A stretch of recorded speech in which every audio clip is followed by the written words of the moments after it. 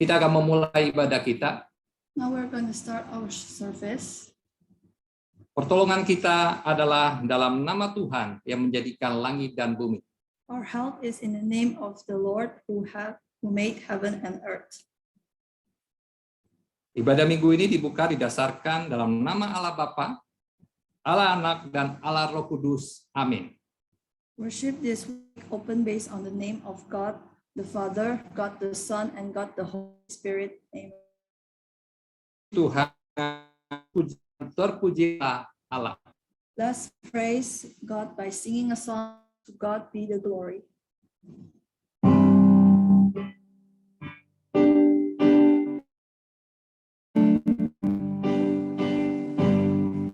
Terpujilah Allah, hikmat-Nya besar, begitu kasih-Nya untuk dunia gemar, sehingga diberikan putranya duduk mengangkat manusia serta menebus. Pujilah, pujilah, pujilah, buahlah dunia bergemar, bergemar, mendengar suaranya.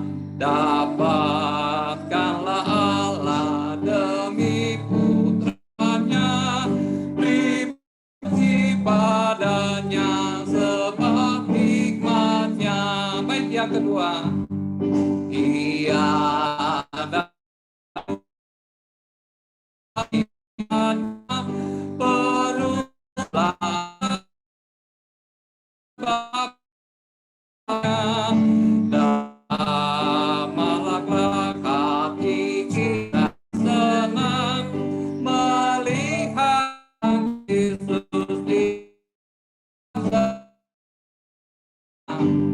pujilah, pujilah,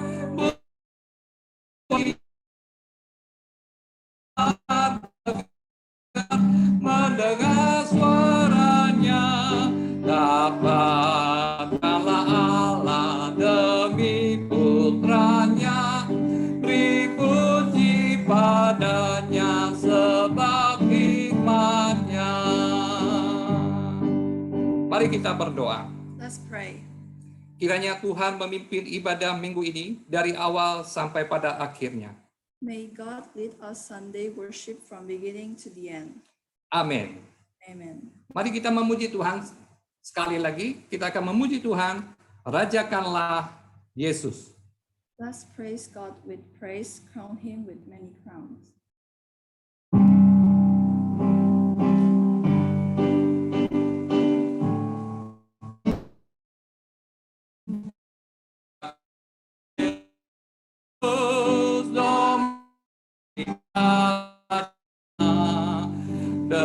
Dengarkanlah suaranya, memandang di surga.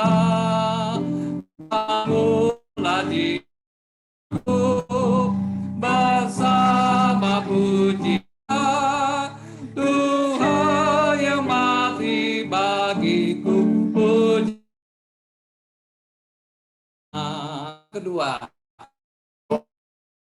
Tuhan kehidupan, Allah kemenangan atas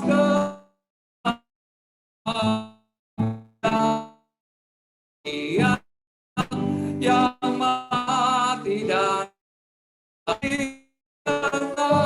menganugerah kehidupan yang kekal. Yang ketiga, mahkota Tuhan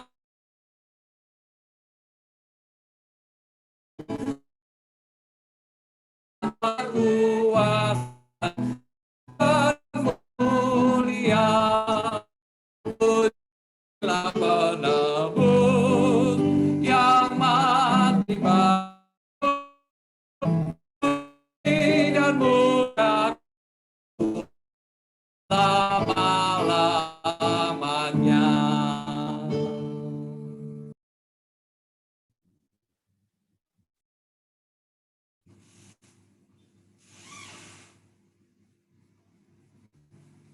Kita akan masuk di dalam firman Tuhan.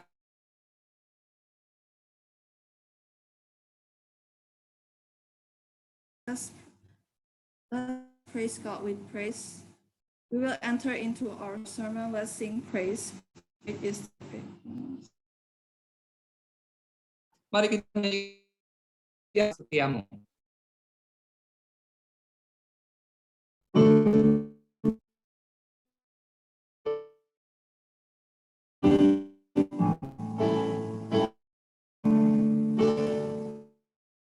Besar setia Allah Bapa-Ku, besarlah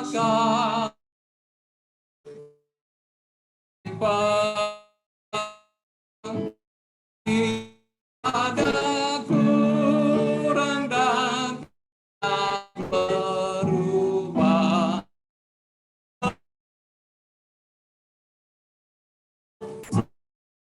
Namanya besar setiamu, besar setiamu, besar setiamu. Tiap pagi nampak rahmat baru, segala yang ku perlu telah ku sediakan. Besar setiamu kepadaku. Baik, yang kedua,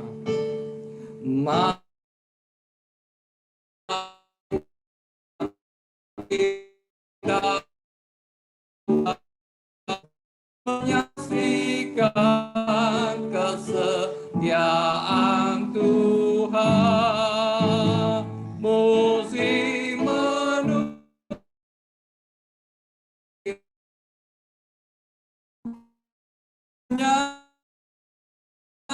kasih setiamu, besar setiamu, besar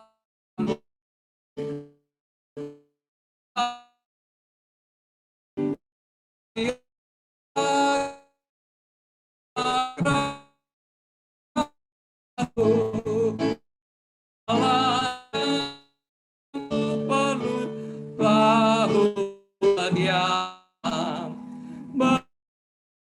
setiamu kepadaku.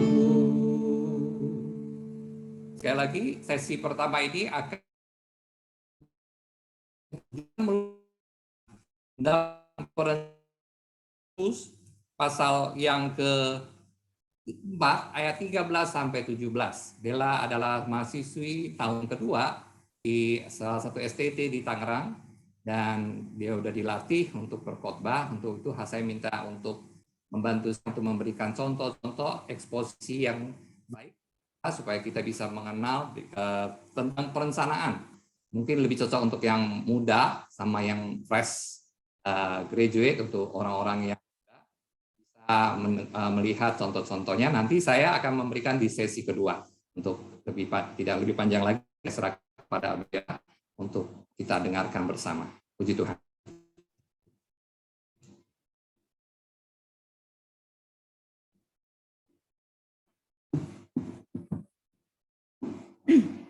Baik, shalom saudara yang terkasih di dalam Tuhan.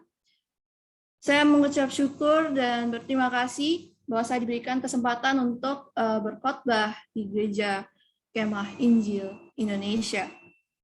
Jadi sebentar lagi kita akan mendengar firman Tuhan. Mari kita buka Alkitab kita, Yakobus pasal 4 ayat 13 dan sampai 17.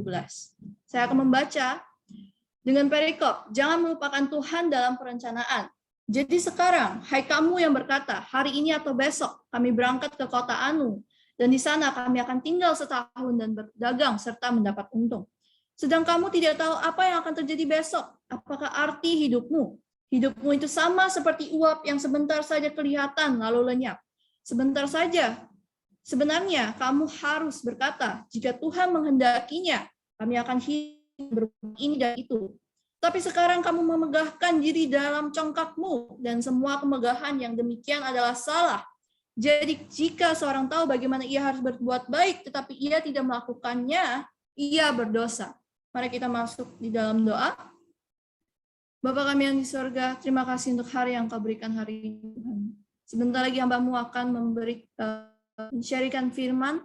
Kiranya kami semua dapat mengerti apa yang disampaikan oleh hamba-Mu ini. Dan kita bisa melakukan apa yang difirmankan hari ini.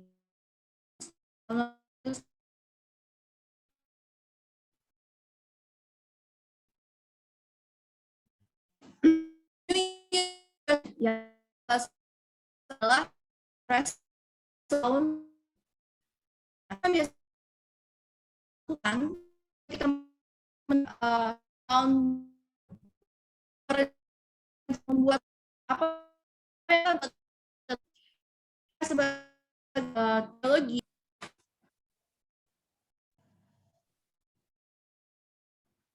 Maaf, ada kendala.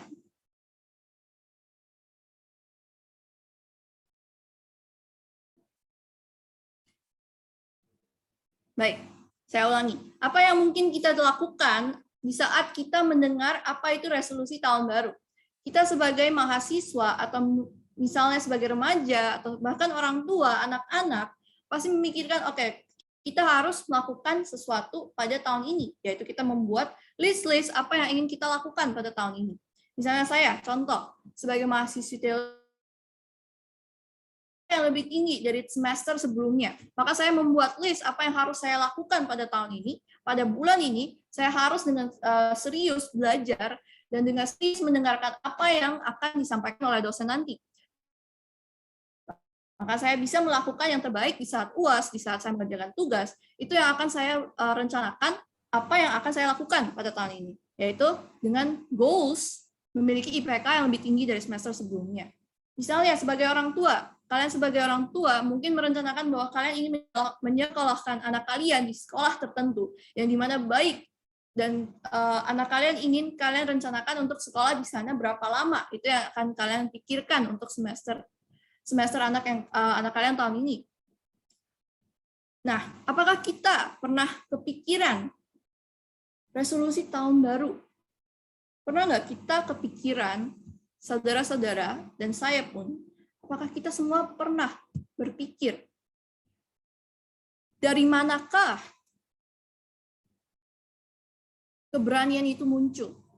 Apa yang membuat kita tuh berani untuk merencanakan hal tersebut?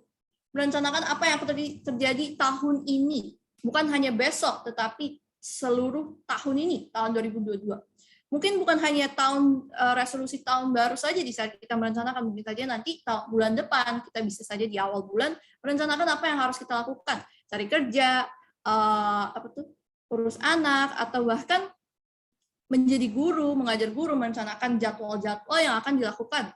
Nah, apa yang membuat kita dengan beraninya merencanakan hal tersebut? Di sini saya akan menjelaskan dari Yakobus pasal 4 ayat 13 sampai 17. Saya mulai dari ayat 13. Di sini Yakobus ingin memberikan contoh kepada kita, orang-orang yang berani merencanakan apapun itu yang akan kita lakukan ke depannya. Mari kita baca. Jadi sekarang, hai kamu yang berkata, hari ini atau besok kami berangkat ke kota Anu, dan di sana kami akan tinggal setahun dan bergadang serta mendapat untung. Yakobus sedang memberi contoh kepada orang-orang seperti kita yang terlalu berani merencanakan apa yang akan kita rencanakan ke depannya. Kenapa Yakobus berkata seperti itu? Kenapa Yakobus memberi contoh kepada orang-orang yang terlalu percaya diri merencanakan apa yang ingin kita rencanakan tahun ini? Atau enggak apa yang ingin kita rencanakan ke depannya? Dia ingin berkata kepada kita yang bisa merencanakan hal tersebut tanpa ragu, dengan kepercayaan diri bahwa kita bakal melakukan hal tersebut. Itu artinya kita percaya diri dong, kita bisa melakukan hal tersebut. Makanya kita tanpa ragu membuat rencana. Dia ingin mengatakan kepada orang-orang seperti itu bahwa kita tidak tahu apa yang akan terjadi besok. Tertulis dalam ayat 14, sedang kamu tidak tahu apa yang akan terjadi besok. Apakah arti hidupmu Hidupmu itu sama seperti uap yang sebentar saja kelihatan lalu lenyap. Apakah arti hidup kita? Kita sendiri pun tidak tahu apakah arti hidup kita. Hidup kita itu sama.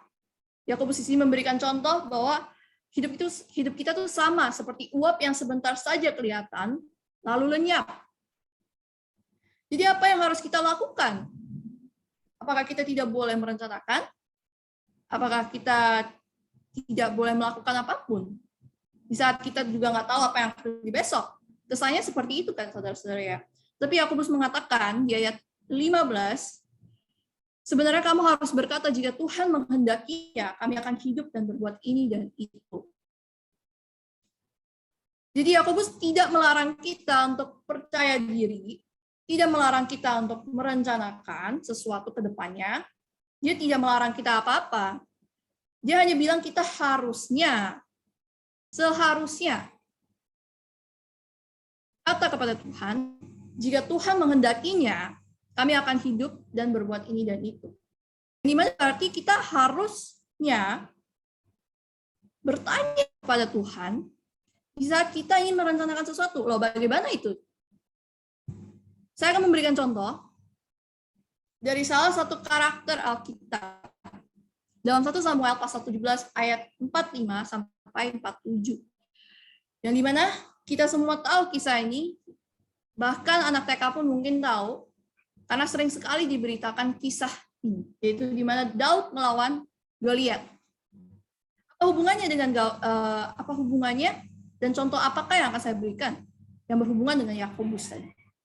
Yang dimana kita boleh merencanakan dan boleh percaya diri, tetapi juga mengandalkan Tuhan. Bagaimana? Di dalam ayat 45 dan sampai 47 ini akan menjelaskan. Mari kita baca. Tetapi Daud berkata kepada orang Filistin itu, engkau mendatangi aku dengan pedang dan tombak dan lembing, tetapi aku mendatangi engkau dengan nama Tuhan semesta alam, Allah segala barisan Israel yang kau tantang itu. Hari ini juga Tuhan akan menyerahkan engkau ke dalam tanganku, dan aku akan mengalahkan engkau dan memenggal kepalamu dari tubuhmu.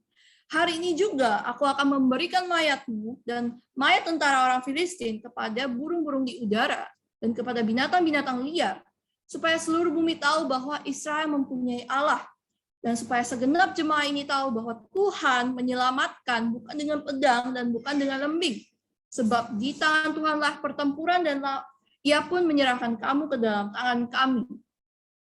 Baik, dari satu sisi kita bisa melihat bahwa Daud sedang merencanakan apa yang akan dilakukan beberapa menit ke depan, yaitu melawan Goliat.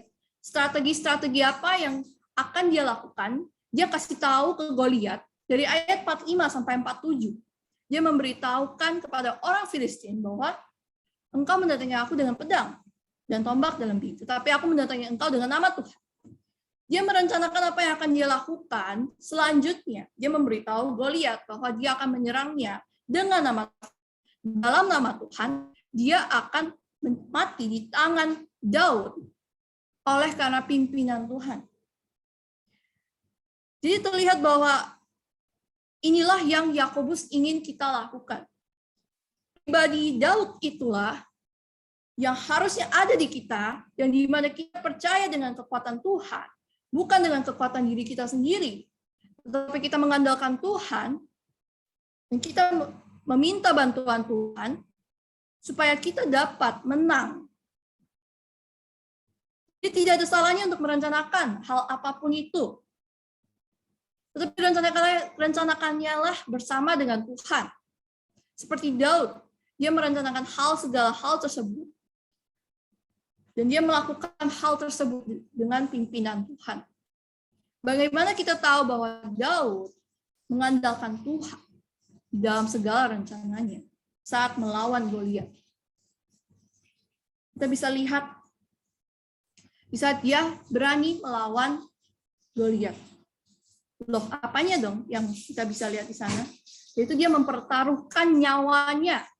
Dia tidak hanya sekedar merencanakan, tidak hanya sekedar percaya diri di awal saja, tapi dia melakukan hal tersebut. Dia membuktikan bahwa dia benar-benar mengandalkan Tuhan dengan sepenuh hidupnya. Karena kalau dia tidak mengandalkan Tuhan, kapan saja dia bisa mati, saudara-saudara. Di tangan setelah dia mengandalkan Tuhan dengan sepenuh jiwanya, dengan seluruh hidupnya, itu membuktikan bahwa dia percaya kepada Tuhan dengan segenap jiwanya. Hidupnya yang dipertaruhkan di sini. Maka dari itu kita bisa lihat contoh pribadi Daud inilah yang harusnya ada di kita. Yaitu kita merencanakan, percaya kepada kekuatan Tuhan, percaya bahwa Tuhan akan memimpin kita, dan melakukan hal tersebut yang dimana kita membuktikan bahwa iya, kita percaya kepada kekuatan Tuhan, bukan dengan kekuatan kita sendiri. Inilah pribadi yang Yakobus ingin ada di diri kita.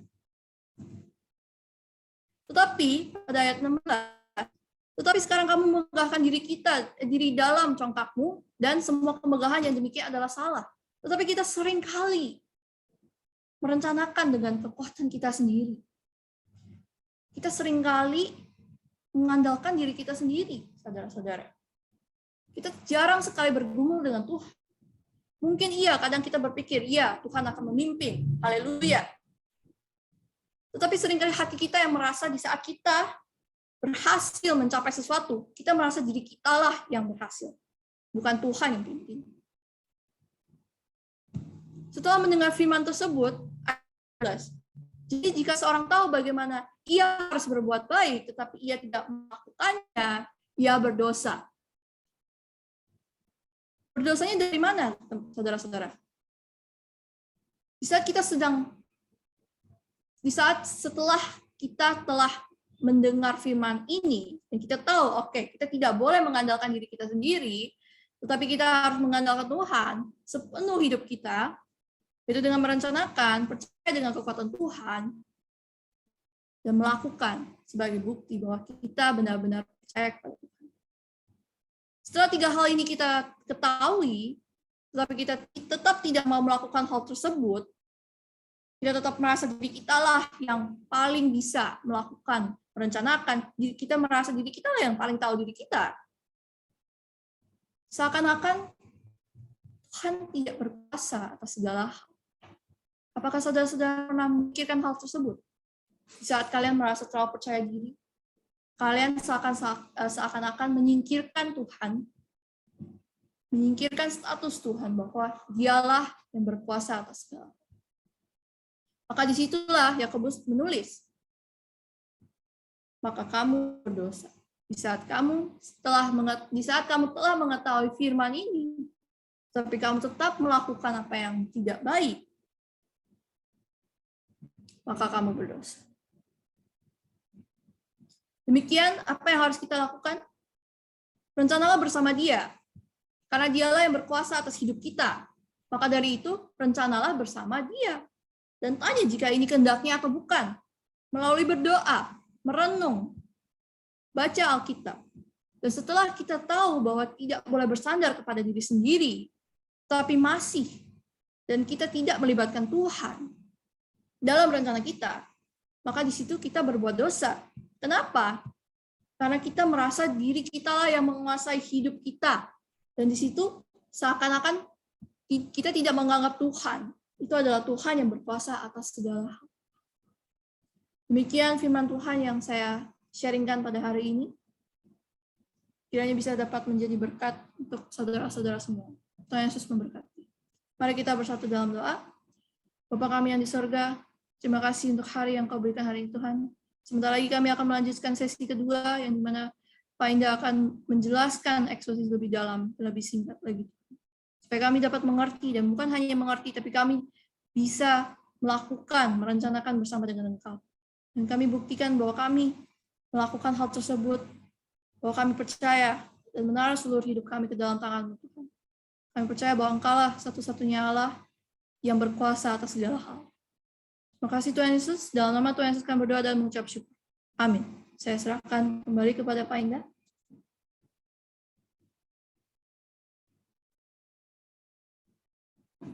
Ya, puji Tuhan untuk pemberitaan firman Tuhan, eksposisi singkat yang diberikan oleh saudari kita Bella. Sekali lagi, Bella adalah tahun kedua di salah satu STT, sehingga sudah dilatih. Dan Dia menyatakan bagaimana pandangan eksposisi dari pandangan Yakobus pasal yang keempat. Kita akan melihat kembali untuk sesi yang kedua ini di dalam pandangan teologi sistematika.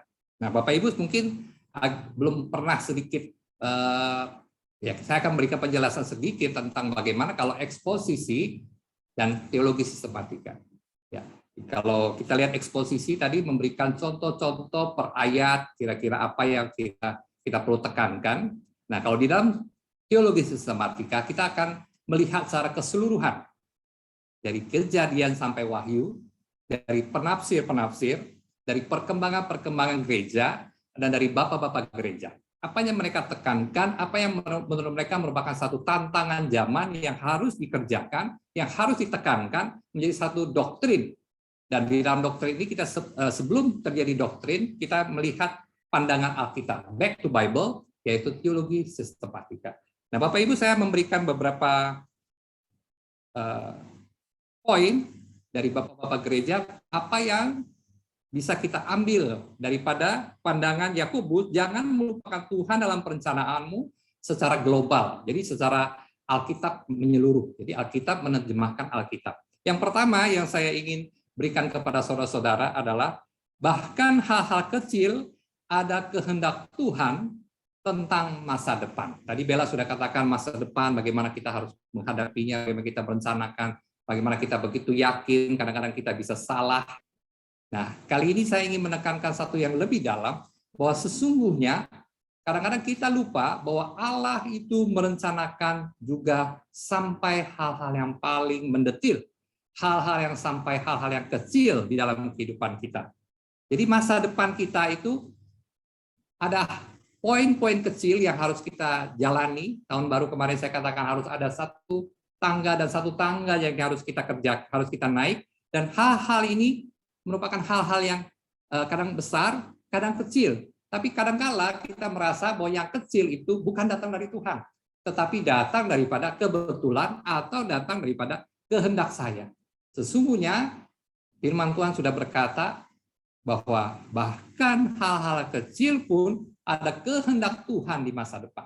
Nah, dari sini kita akan melihat selanjutnya poin yang kedua adalah kehendak ilahi yang mengatur segala sesuatu.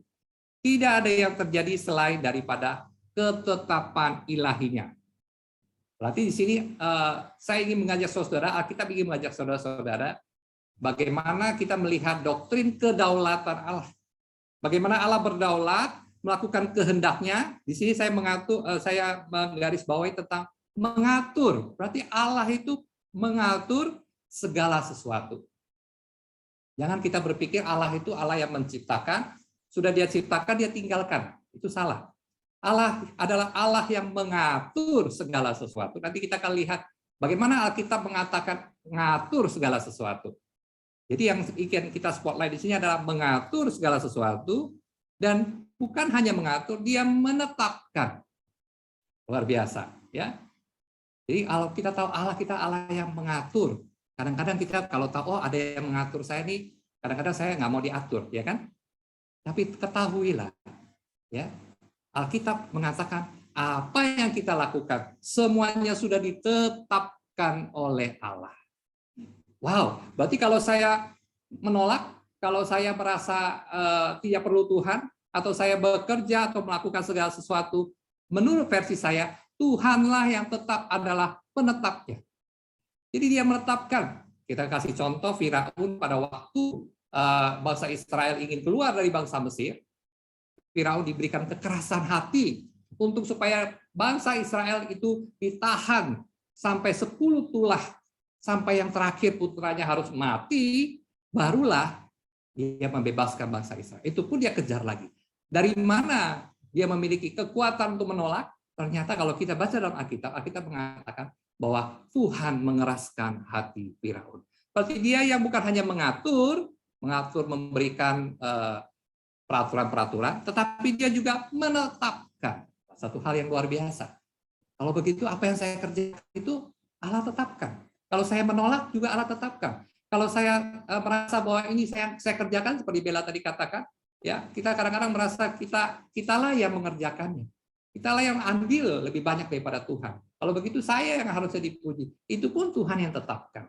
Cara pandang seperti itu pun merupakan ketetapan Tuhan, di mana kita belum mengerti kesempurnaan dalam firman Tuhan. Untuk itu firman Tuhan hari ini ingin disampaikan. Yang ketiga adalah bahkan hal-hal kecil dalam hidup tidak diabaikan oleh mata yang melihat semua.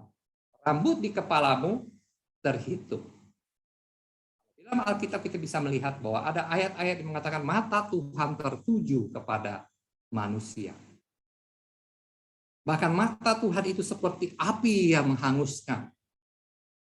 Kristus melihat Israel pada waktu Yerusalem pada waktu itu, dia tersentuh hati dan dia menangis. Mata Tuhan selalu melihat manusia. Bahkan kalau di Alkitab mengatakan rambut di kepalamu itu terhitung. Kita coba hitung rambut kita. Saya rasa masih bisa dihitung. Coba kita kelompokkan dulu 50 atau kelompokkan 100 terus dikuncir. Ya, kelompokkan 100, kelompokkan 100 nanti bisa terhitung kan? Tetapi besok atau berapa menit kemudian ada yang rontok karena kita kuncir, lepas kita nggak tahu. Berarti sudah sesuatu yang berubah lagi dan akan terus berubah dan akan terus berubah. Tapi Tuhan bisa menghitungnya. Artinya apa? Dia memegang masa depan. Dia bukan hanya mengatur masa depan, dia bukan memberikan hukum-hukum dunia ini. Hukum gravitasi, hukum kimia, hukum dunia ini, hukum di dalam hukum dunia ini. Tetapi dia juga memberikan ketetapan. Nah, inilah doktrin yang harus kita pegang. Kalau kita sudah memegang doktrin ini, tentunya kita mulai menyusutkan diri.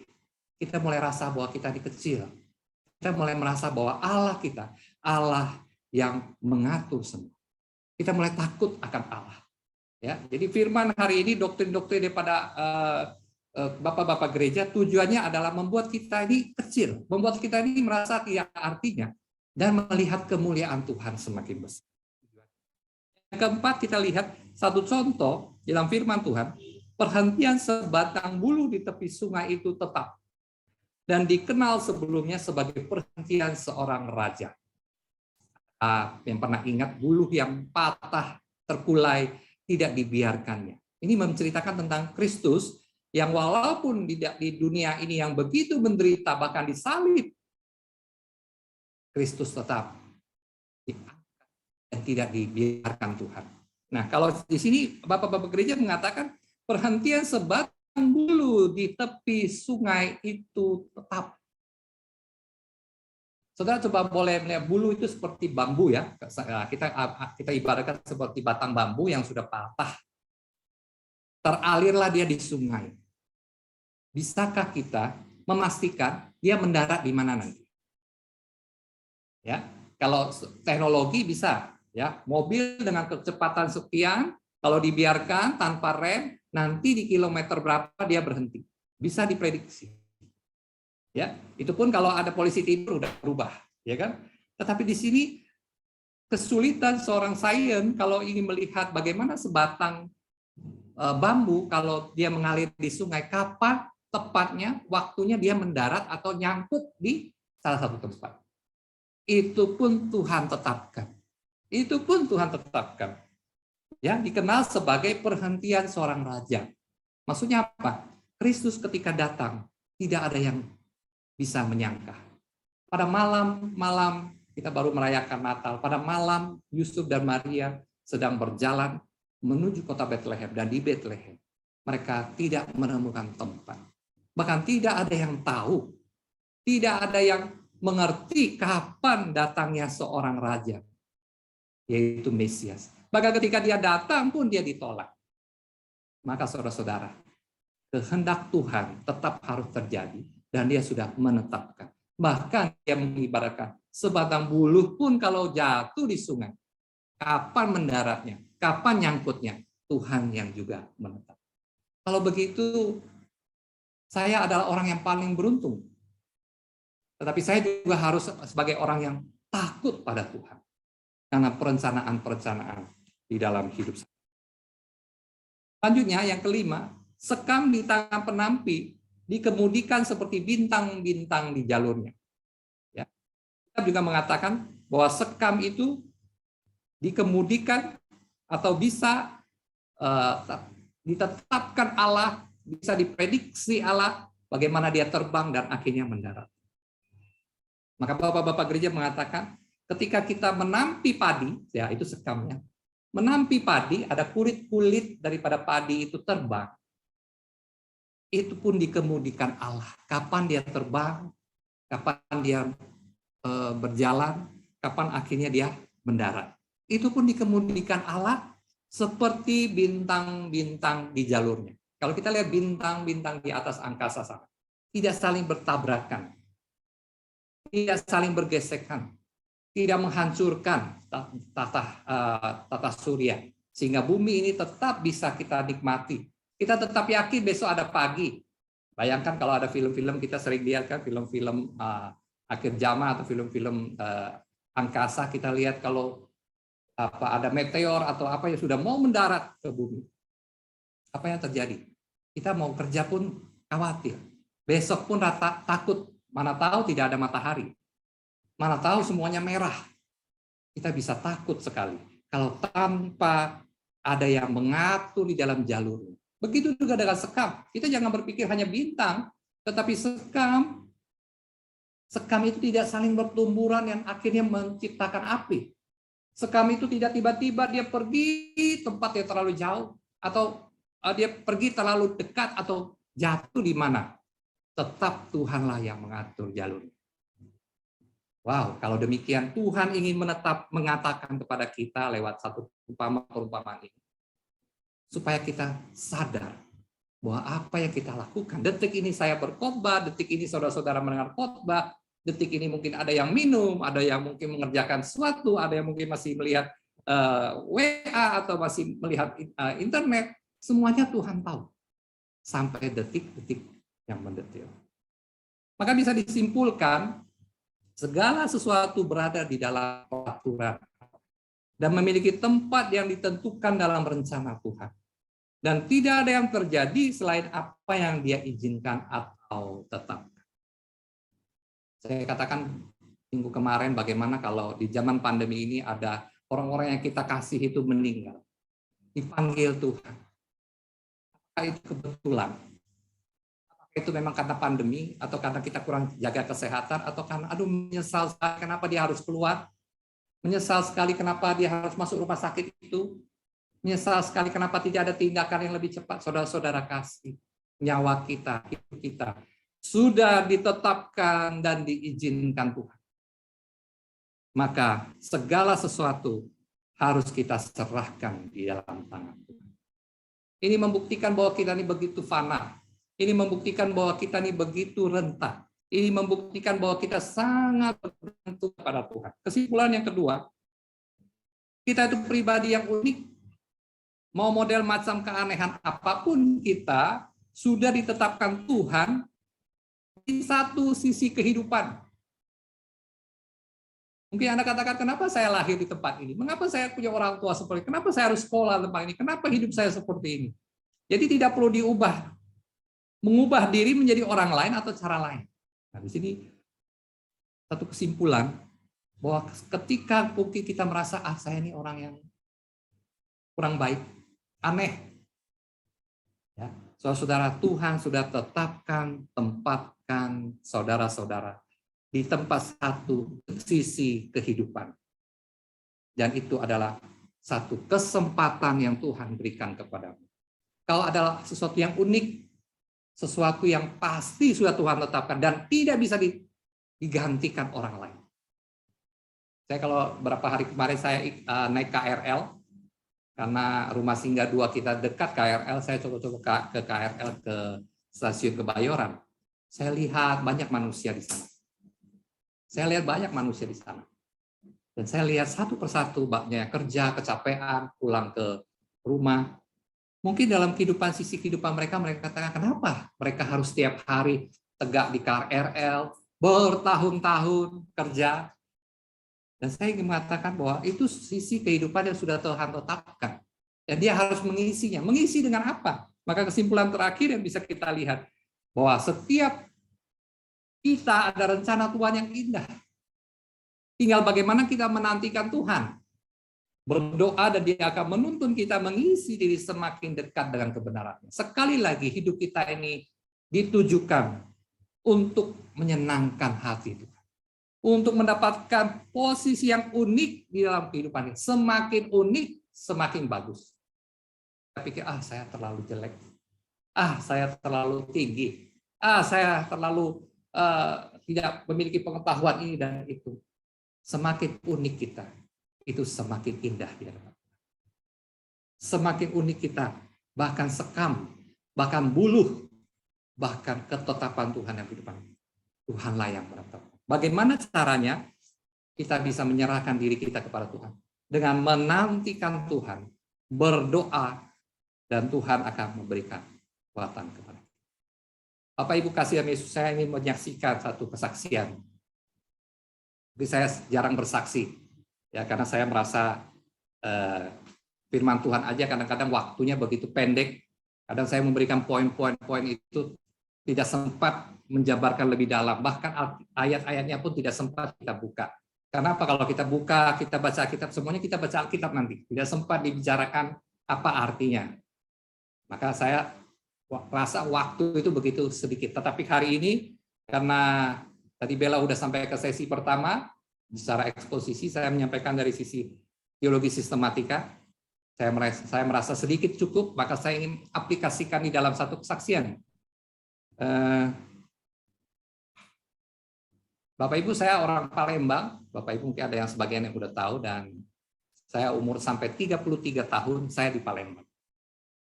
Tidak pernah keluar ke Jakarta. Setahu saya hanya 2 kali saya ke Jakarta pada waktu itu. Bulan madu, 2-3 hari. Sudah itu ada 1 kali pergi memang tanpa perencanaan, 1 hari aja. Dan saya tidak pernah tahu Jakarta itu bagaimana. Jadi saya rasa hidup saya adalah hidup yang paling orang daerah lah ya, kayaknya nggak ada harapan lah ke Jakarta. Mau pergi pun sulit, banyak tanggung jawab bisnis keluarga dan segala macam. Sampai 33 tahun Bapak Ibu, saya di Palembang, jadi orang Palembang lah, jadi orang daerah.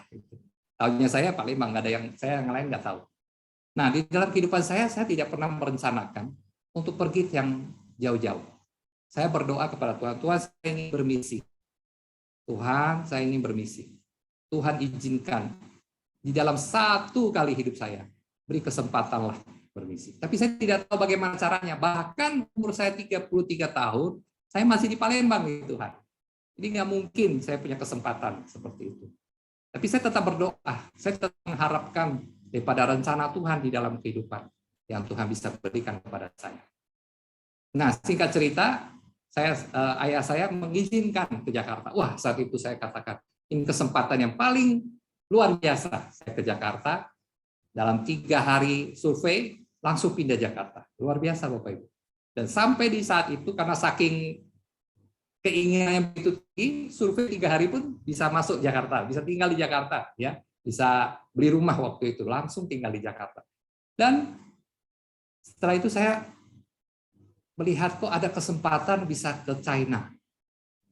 Saya berkata kepada Tuhan, Tuhan apakah kehendak-Mu saya bisa ke China? Ayah saya yang keras Bapak Ibu, dan saya tidak sanggup untuk mengatakan pertanyaan-pertanyaan yang kadang-kadang menyinggung dia. Tetapi kali ini saya beranikan diri untuk bertanya kepada dia, bolehkah saya ke China? Padahal baru kira-kira 6 bulan di Jakarta. Bolehkah saya ke China untuk membawa anak-anak saya pendidikan di sana? Dan apa yang bisa saya kerjakan di sana nanti kita lihat. Dan herannya Bapak Ibu, ayah saya mengizinkan. Ayah saya mengizinkan Bapak Ibu. Dan hari itu juga saya dengan buta-buta bagaimana caranya supaya bisa sampai ke China dan tinggal di China. Singkat cerita di China, saudara-saudara, saya ingin melayani misi pribadi, ya dengan seluruh pembiayaan pribadi. Saya mulai menghitung. Ya biasa kita kalau Chinese kan bisa hitung. Hitung kira-kira kesanggupan saya hidup di China ini bisa berapa lama. Pada waktu itu renminbi, dolar China ya, yuan China, itu sangat tinggi.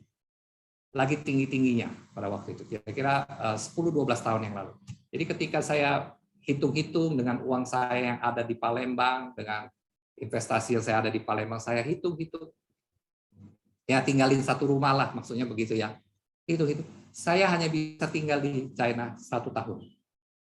Tinggal di China hanya bisa 1 tahun. Dan kalau sudah tinggal di China 1 tahun, berarti saya harus cepat bermisi karena cuma 1 tahun. Setelah itu saya pulang, bangkrut, nggak punya apa-apa. Ya, jadi nggak ada uang, nggak ada apa-apa. Hanya tinggal rumah 1, kira-kira ya. Jadi saya berpikir, nggak apa-apa deh. Yang penting saya mau berjuang, mau melihat kehendak Tuhan. Bapak Ibu kasih dalam Yesus Kristus, itu rencana saya. Namun, pada waktu dihitung kembali, pada waktu saya pulang, ada rumah yang saya harus untuk jual, untuk bisa tinggal lebih lama di China. Ya, saya melihat satu hal yang begitu heran. Pada waktu terjadi deflasi, waktu itu lagi deflasi yang luar biasa. Dan akhirnya saya bisa tinggal pada waktu itu, bahkan 10 tahun. Dan ini merupakan satu hal yang saya tidak pernah bayangkan, Bapak Ibu. Ini yang saya katakan, Bapak Ibu, bahwa kita tidak mampu menentukan kehidupan kita. Bahkan dengan keuangan kita pun kita tidak bisa mengatur. Kita bisa begitu heran melihat kehendak Tuhan, rencana Tuhan. Kalau 1 kali saya hanya bisa berpikir 1 tahun, ternyata Tuhan bisa mengizinkan 10 tahun. Maka Bapak Ibu, kalau kita ingin merencanakan segala sesuatu, percayakanlah kepada Tuhan. Percayakanlah kepada Tuhan. Ketika saya pulang, saya hitung-hitung kembali harta saya. Saya tidak lihat harta saya berkurang. Kalau kita melakukan untuk kehendak Tuhan, kita melakukan untuk kemuliaan Tuhan, kita harus percaya bahwa Dia yang menentukan bahkan setiap titik kehidupan kita, bahkan sebutir nasi yang kita makan, Dia yang menyediakan, Dia yang tetapkan. Asal kita menantikan Tuhan. Sekarang saya bertanya kepada Bapak, Ibu, Saudara, apakah engkau mau menantikan Tuhan? Apakah engkau mau setiap hari ada perenungan firman Tuhan dalam kehidupanmu? Apakah setiap hari ada pertemuan doa keluarga di dalam kehidupanmu? Apakah itu merupakan satu fokus kebenaran yang kau ingin dapatkan? Apakah kebenaran-kebenaran dalam kehidupanmu itu yang kamu harapkan di dalam Tuhan? Ketika itu menjadi sorotan dalam kehidupanmu, maka ya, seperti Pak Pendeta Wahyu katakan minggu kemarin, segala sesuatu Tuhan akan menyediakan bagi kita. Kita harus kuat iman kita untuk meyakinkan itu di dalam. Puji Tuhan. Nah, pandangan teologi sistematika pada hari ini saya sampai di sini dulu. Bagaimana kita jangan melupakan Tuhan dalam perencanaan kita. Mari kita berdoa. Bapak, terima kasih untuk firman-Mu pada hari ini untuk sesi yang kedua. Kami mengucap syukur Tuhan ada kesempatan hamba-Mu juga bersaksi, memberkati Bapak, Ibu, dan saudara-saudari semua di gereja Kemah Injil Rema Karawasi. Memberkati mereka, saudara Tuhan, di dalam kehidupan mereka, di dalam perencanaan kehidupan mereka. Izinkan mereka melihat firman Tuhan yang begitu getol, yang begitu meyakinkan, ingin mengatakan bahwa segala sesuatu, bahkan hal yang terkecil, Tuhan sudah menetapkan. Maka kita harus di pihak Tuhan. Kita yang lemah, kita yang tidak merasa tidak memiliki segala sesuatu, kita harus yakin bahwa kita adalah orang yang unik, kita adalah orang yang mau mencari Tuhan, dan keunikan itu bisa berbuah manis, bisa berbuah matang ketika kita mencari kebenaran Allah, menantikan Tuhan dalam kehidupannya, berdoa dan mencintai Tuhan. Terima kasih Tuhan penyertaan firman Tuhan hari ini. Di dalam nama Yesus kami sudah berdoa mengucap syukur. Amin. Puji Tuhan. Kiranya bisa menguatkan kita semua. Dan kita akan masuk, kita akan bangkit berdiri. Let's stand up. Kita akan membacakan pengakuan iman rasuli. We will read the Apostolic Confession of Faith.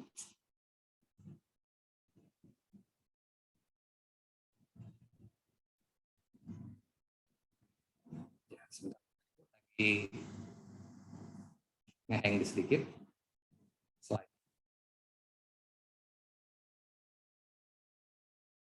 Ya, pengakuan iman rasuli kita akan membacakan sambil bangkit berdiri. Aku percaya kepada Allah, Bapa yang Maha Kuasa, Khalik langit dan bumi, dan kepada Yesus Kristus, Anaknya Tuhan kita, yang dikandung daripada Roh Kudus, lahir dari darah anak Maria, yang menderita di bawah pemerintahan Pontius Pilatus, disalibkan, mati, dan dikuburkan, turun ke dalam kerajaan maut. Pada hari yang ketiga, bangkit pula di antara orang mati, naik ke sorga, duduk di sebelah kanan Allah, Bapa yang Maha Kuasa, dan akan datang dari sana untuk menghakimi orang hidup dan yang mati. Aku percaya kepada Roh Kudus, gereja yang kudus dan am, persekutuan orang kudus, pengampunan dosa, kebangkitan tubuh, dan hidup yang kekal. Silakan duduk Bapak Ibu. Kita akan mengakhiri ibadah kita pada hari ini. Kita akan menyanyikan lagu penutup, Nyamanlah Jiwaku, dan selanjutnya We will end our worship. We will sing the closing song, It Is Well With My Soul. Selanjutnya kita akan pujikan doksologi dan masuk di dalam doa berkat. After this, we praise doxology, enter in the prayer of blessing. Kita nyanyikan Nyamanlah Jiwaku.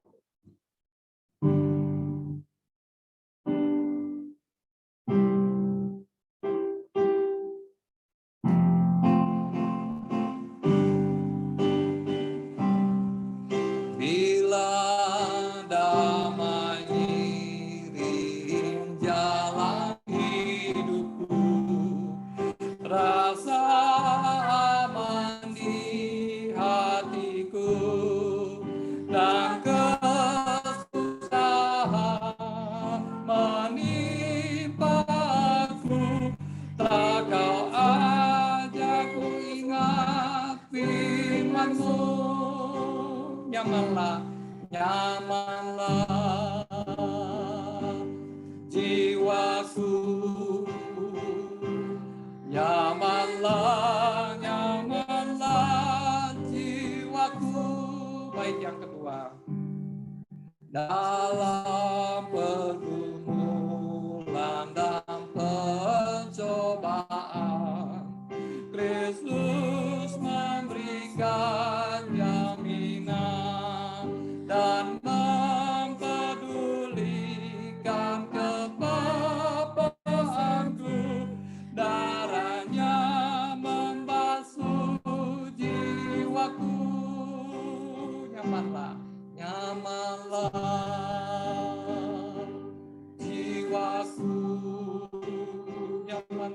jiwaku, nyamanlah jiwaku. Baik, yang ketiga, Tuhan lekaskanlah harinya tiba, imanku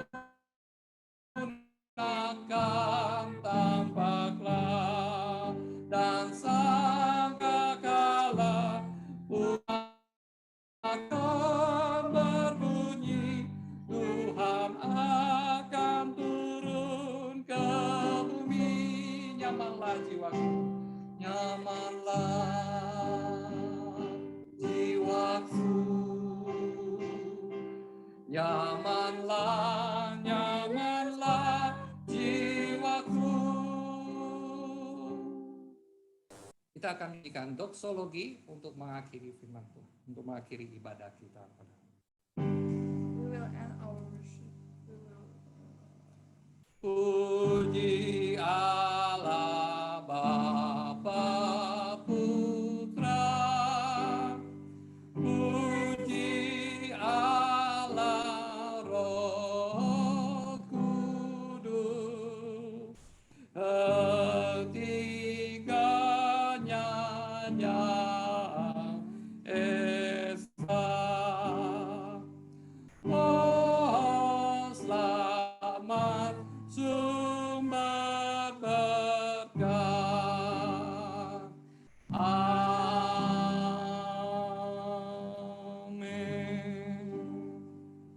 Kiranya anugerah daripada Allah Bapa kita, May the grace of God our Father, kiranya cinta kasih Tuhan kita Yesus Kristus, may the love of our Lord Jesus Christ, dan kiranya hikmat daripada Allah Roh Kudus and may the wisdom of God the Holy Spirit memberkati kita semua. bless us all. Bagi Dia kemuliaan untuk selama-lamanya. Amin. To him be glory forever. Amen. Amin, amin, amin. Amin.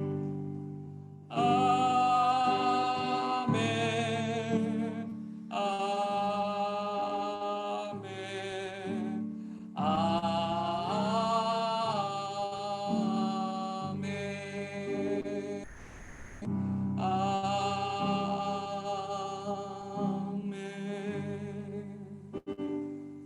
Kita saat teduh, Tuhan memberkati kita.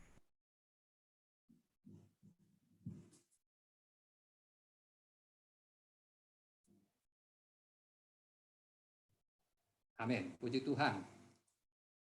Praise the Lord.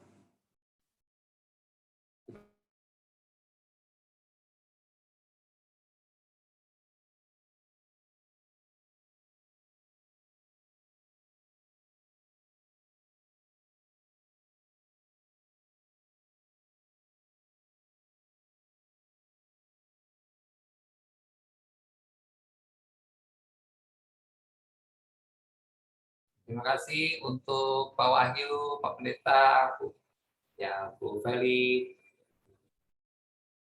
Terima kasih untuk Bu Lili yang sudah bersama-sama kita, Samuel, Bu Meni, Pak Ciu, Pak Demi. Tidak kelihatan. Ya, ada Faren, terima kasih untuk kehadirannya. Ada Ibu J. Dan Tiara, ya, terima kasih untuk kehadirannya. Yeji, Ada Ibu selamat hari Minggu. Ya Ibu Au. Selamat hari Minggu, Pak Indah. Ya, selamat hari Minggu, Uje. Selamat hari Minggu. Ya, kita akan Selamat foto dulu ya, jangan keluar dulu. Kita akan foto bersama-sama. Silakan membuka kameranya. Ya, ini Bella juga foto bersama. Ya, silakan buka kamera. Aduh, semua mau ikut. Kita akan buka, ya, please. Ya, 1, 3, 1, 2, 3. Sekali lagi.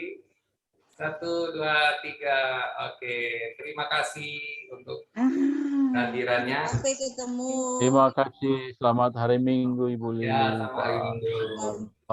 Hari Minggu. Selamat hari Minggu. Tuhan berkati. Pak Deni, Selamat semua. Selamat hari Minggu. Berkati. Selamat hari Minggu. Bu Lili, Ibu Lolo, Bu Au, selamat hari Pak Minggu. Semi, Pak Semi, Terima apa? kasih. Ibu. Selamat hari Minggu. Ibu Bu Au, Ibu Wiwi, Ibu Au, selamat hari Minggu. Hari Minggu, Kamera Pak. udah bisa, Bu Au? Iya. Evi, Ya. Minggu depan Pak Wahyu ya, karena Resti nggak muncul juga, mungkin dia belum ada sinyal yang bagus. ini yang titik ini siapa ini? Ya, nanti kita lihat ya. Kalau memang Yang kabung titik ini siapa, Pak? bagaimana, Pak? Yang titik ini siapa ini? Saya nggak kedengeran. Gimana, Pak? Yang titik ini siapa ini? yang titik. Oh, yang titik host, Pak, host. Oh, host. Oh. Ya. Ya. Mau lihat mukanya, Pak? Ah, Lihat mukanya, Bos. ini tiba-tiba mati dia. Satunya lagi saya nggak kedengeran jadi. Tapi harus dekat-dekat baru kedengeran. Terima kasih untuk semua.